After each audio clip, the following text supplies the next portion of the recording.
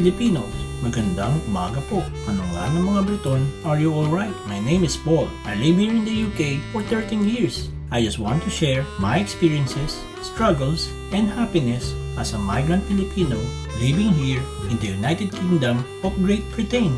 But before we start, please kindly like, subscribe, and click that notification for you to be updated for my future posts.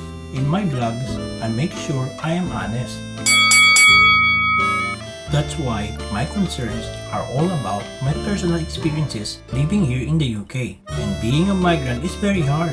Living in another country which you were not born is challenging. Before you migrate to another country, you have the feeling of excitement, eagerness to fulfill your dreams, and a sense of happiness that you are facing new challenges in your life. The one thing that you don't consider before you migrate is the hardship of moving to another country and setting up a new life. There is a level of obscurity that comes with living abroad.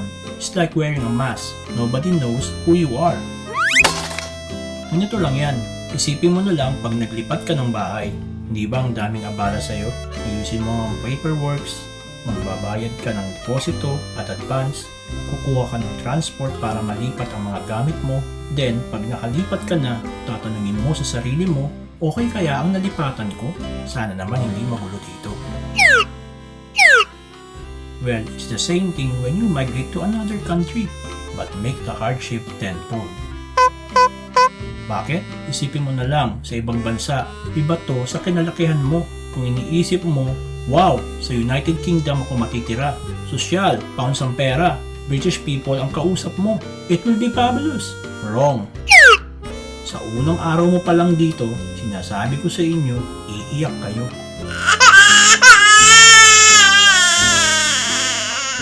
And you will miss Philippines so much. That's why I wish that somebody advised me before I migrate here in the UK. I wish that somebody told me that life here is not easy. And with all the blogs of some people that branding the life of a migrant are fantastic, my life is perfect here, everything is fabulous, these are misleading and not fair. Hindi ito ang kabuuan ng istorya mo bilang isang migranteng Pinoy sa UK o kung saan ka mang bansa pupunta. That's why, Filipinos, I wish somebody advised me before I migrated here in the United Kingdom. Number 1. Moving to a foreign country is not easy. I wish somebody had told me that life in another country is not easy. Gaya nga ng sinabi ko kanina, ang pag-migrate sa ibang bansa ay para ding naglilipat ka ng bahay. Isipin mo na lang magsisimula ka ulit sa zero. Bagong buhay ka, it's a new environment, new job, and even new friends. Meron dyan na magkakaroon ka ng sleepless nights. Oh no! Hirap kang makatulog dahil na-stress ka na kung anong pwedeng mangyari sa'yo sa bago mong tirahan. Meron ding no peace of mind, magulong-magulo ang isip mo. Marami kang tanong sa mga kinabukasan mo. Isipin na lang ninyo, kung madali lang ang mag-migrate sa ibang bansa, dapat lahat ng tao nag-migrate na, di ba? It's a great help if somebody advised me before I migrated here. And by having advice, you will lower your expectation and minimize your disappointment. Number 2. Homesickness. Homesickness is a package for people migrating in another country. Noong 2008, nung dumating ako dito sa UK, wala pa yatang 3 buwan, nakaramdam na ako ng homesickness. Ang una kong hinanap ay ang aking mother, tapos sumunod ang mga kapatid ko at pamangkin ko, then later mga kaibigan ko na dyan sa Pilipinas. May mga oras na hindi ko namamalayan na tumutulo na pala ang luha ko. Dumating din yung pagkakataon na umalis ako ng bahay at maghapon akong nag-ikot-ikot sa mall at park. Dahil sa sobrang lungkot ko, hindi ko na namalayan na aka-10 oras na pala akong naggagala. Naisip ko din na umuwi na lang sa Pilipinas. Kung may nagsabi lang sa akin na itong homesickness ay hindi gawang biro, sana napaghandaan ko. Think homesickness will always be a part of migrant people. Number 3. Are not here to change United Kingdom. Ano bang ibig kong sabihin dito?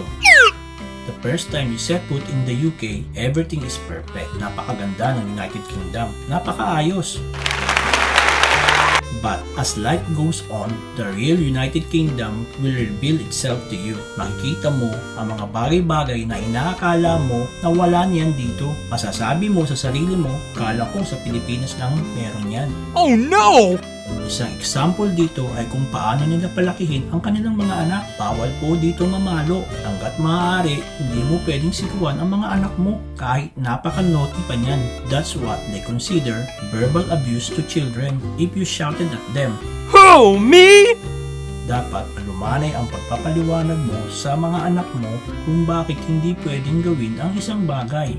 Marami sa mga Pilipino dito na ang tingin sa ganitong uri ng pagpapalaki sa mga anak ay mali. Well, remember, you are not born here. That's their culture and custom. Sino ka para magsabi sa kanila na mali sila? Remember, tandaan ninyo na hindi ka nandito para baguhin ang bansang ito. You're here to assimilate the best as you can. Totoo, madami kang hindi magugustuhan, pero wala kang responsibilidad na baguhin kung ano man ang bagay na hindi mo gusto. You need to adapt to your new home. You need to respect their culture and beliefs, even if you don't like them. Oh man! I hope somebody advised me that UK is not perfect. It got its highs and lows, but still a great nation. Number 4. The way simple things become complicated when you live in a foreign land. Komplikado talaga pag sa ibang bansa ka. Oh no! Everything is very different. Sa pag-shopping pa lang ng groceries mo, ang una mong mapapansin, walang bagger boys. Ikaw ang maglalagay sa shopping bag mo ng mga pinamili mo. Maraming mga produkto dito na wala sa Pilipinas. Kaya sa una, malilito ka sa pag-grocery mo. The flow of traffic here is from the left side. The English here is not American English, but British English. You need to use the bus stop to ride the bus. There is no gasoline boy on the petrol station, and it's all self-service. The main food for British people is potato, not like us, which is rice. Number 5. Making friends here is very difficult. Isipin mo, magsisimula ka na naman maghanap ng mga kaibigan. At syempre, sa simula, mahihirapan ka. Lalo na kung ang hinahanap mo ay ang kapwa Pilipino mo. Swerte mo kung may makita kang Pilipino sa trabaho mo. Mga kadalasang makakasama mo sa bago mong trabaho ay mga foreigners. But if you work in a hospital or even a care home, the chances of finding a Filipino is 80%. At kahit makahanap ka ng Pilipino, hindi lahat ay okay sa'yo. Marami ay iba na din ang ugali dahil karamihan sa kanila ay nakatira na dito ng matagal na panahon. Their attitude, lifestyle, and culture changes. You will find that yourself a little bit in a different world even if you are with your fellow countrymen. Sa tagal ko na dito, madami ding Pilipino ang masama ang ugali. Madami ding mayabang at kadalasan iniisip lang ang kanilang sarili. But don't be discouraged. Meron din namang maaayos ang ugali at nakakatulong din sa kapwa Pilipino. Isipin mo na lang, makipagkaibigan sa Briton, problema yan. Una, iba ang lengguwahe nila. Pangalawa, iba din ang kultura nila. At ang pangatlo, iba din ang uri ng pamumuhay nila. Up to now, I don't have any real friends or best friends among the British people here. Marami, acquaintances lang. Oh no! Number 6. The longer you live abroad, you will feel alone and lonely. What do I mean by this? Remember, when you first arrive here, and you settle in your new home, the first thing that you will do is to call your family in the Philippines. Tatawagan mo sila at ipapaalam na okay ka na at maayos naman ang pagdating mo dito sa UK. Nandyan na tumawag ka din sa mga kaibigan mo at ipaalam ang sitwasyon mo. Sa loob ng ilang buwan, gagawin mo to at pati ang pamilya mo sa Pilipinas ay gagawin din yan. Ang magkamustahan at magkwentuhan. Pero mapapansin mo din na habang tumatagal ka dito at malayo ka sa pamilya mo, nababawasan na ang pangangamustahan ninyo sa isa't isa. Nandiyan na tatawagan ka na lang ng 2 beses sa isang buwan o 1 beses sa isang buwan. What's the matter with you? At sa kanilang side naman, sa mga pamilya mo sa Pilipinas, kadalasan hindi ka na rin nila kakamustahin. Huwag kang magdamdam. Parte to ng buhay mo bilang isang migrant worker. That's why you need to prepare yourself if you choose to live in another country. You will be alone and sometimes you will feel lonely. But remember, this is just part of living far away from your families and friends. Number 7. British winter months and the gloomy January. I hope somebody told me how cold it is when winter months hits UK. November pa lang, nararamdaman mo na ang lamig. Malamig na nga, ubod pa ng lakas ang hangin. At ang malala, paminsan-minsan umuulan pa. Winter season means nights are longer than days. 3 p.m. pa lang, pababa na ang araw at mga 4:30 madilim na. At sa umaga naman, sisikat ang araw, mga alas 8 na. Para sa ating mga Pilipino na lumaki na laging nakasikat ang araw, ito ay nakakapanibago sa ating katawan at isipan. Truth is, a lot of people here feel depressed. Maninibago ka. Pagdating ng December, medyo sasaya ka na naman kasi Christmas. But when January months is here, sigurado na malulungkot ka na naman dahil lalong lalamig at didilim ang kapaligiran mo. Hindi pala gawang biro ang winter season dito. Number 8. Living abroad will definitely change your lifestyle.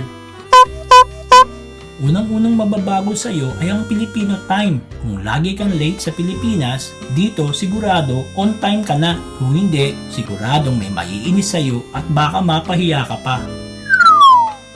Kung lagi ka naman pumupunta sa kapitbahay mo para makimarites, well here you don't do that kasi yung kapitbahay mo foreigner. At dito, walang pakialamanan ang mga kapitbahay. No! Kung ang lifestyle mo naman ay mahilig tumambay sa labas, sorry ka at hindi ka makakatambay sa kanto dito. Una, dahil malamig ang weather. Pangalawa, pag may nakapansin sa iyo na nakatambay ka sa kanto o kahit man lang sa park, sigurado may magre-report sa iyo sa pulis at ikaw ay matotrouble. Number 9. About racism. Hindi pala gawang biro ang ma-racist ka. I hope that somebody advised me about racial discrimination before I migrated here in the UK. Sa kauna-unahang pagkakataon nang ma-racist ako dito sa UK ay sa 4B Northampton. May isang binatilyo na puti na pinagsisigawan ako at sa kanyang pananalita sinabi niya, "Why are you here in my country? What's happening to England? People like you are living here. Go back from where you came from. We don't need you here."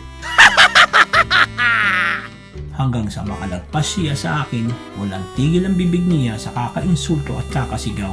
Hindi na lang ako kumibok, but I kept my distance. We will never know if he carry a knife or something else. Dinamdam ko yun ng isang linggo.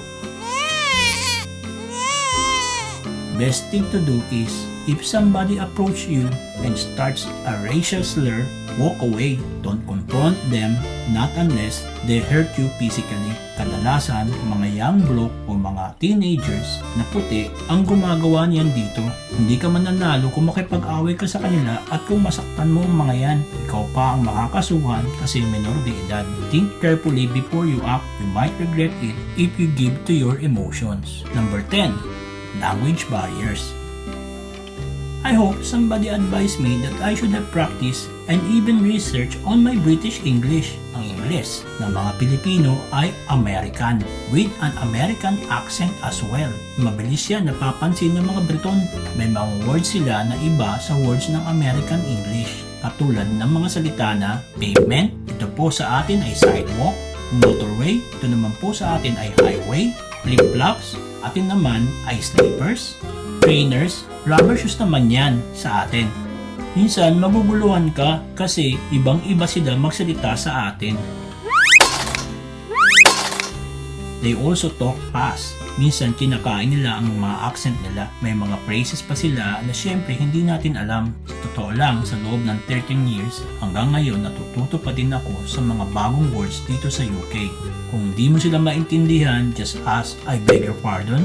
Or just say, "I'm sorry, can you repeat that please?" You also need to listen to every words they say.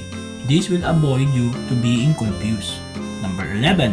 Working conditions are very different in the UK.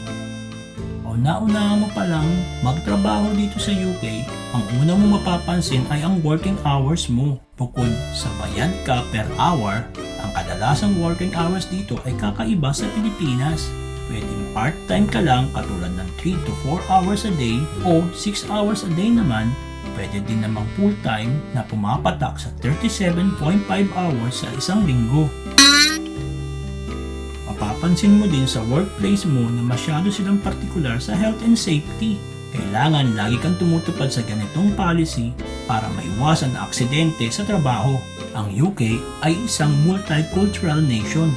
Sa trabaho pa lang mapapansin mo ang iba't ibang uri ng lahi na katrabaho mo. May black, white, mixed race, Asians, and many more. Number 12. The cost of living here is very high compared to the Philippines. Nung dumating ako dito, yan ang unang-unang kong nireklamo. Napakamahal manirahan dito sa UK. Imagine, I don't live in London. I live here in Nottingham, which is way cheaper than London. Pero ang taas pa din ng cost of living compared sa Philippines, even if you live in Metro Manila. Sa bahay pa lang, ang binabayad ko ay 550 pounds. Sa peso, ang katumbas po niyan ay 35,871 pesos. Sa palitan na 1 pound is equivalent to 65.22 pesos sa petsa na May 30, 2022. Samantala, sa Pilipinas, libre lang kasi ang upa namin sa bahay. Doon kami nakatira sa binan ko at sa nanay ko. Hindi ba malaking tipid yan kung nasa Pilipinas ka? Hindi yung biro manirahan sa ibang bansa. Magaang sana ang pakiramdam kung merong nag-advise sana sa akin sa mga bagay-bagay dito sa UK. It will be a lot easier. Oh! Come on! New countries may as well be new planets. You're the alien. It's up to you to abide by new set of rules and customs. The country won't bend itself to you. You must mold yourself to it. That's why I created this blog for Filipinos who will migrate here in the United Kingdom, will have information before they set their foot here. Sabi nga nila, information is very powerful. Gaya nga po ng sabi ni David Sedaris, he is an American humorist, comedian, author, and radio contributor. He was publicly recognized in 1982 when National Public Radio broadcast his essay, Santaland Diaries. He published his first collection of essays and short stories in Barry Fever in 1994.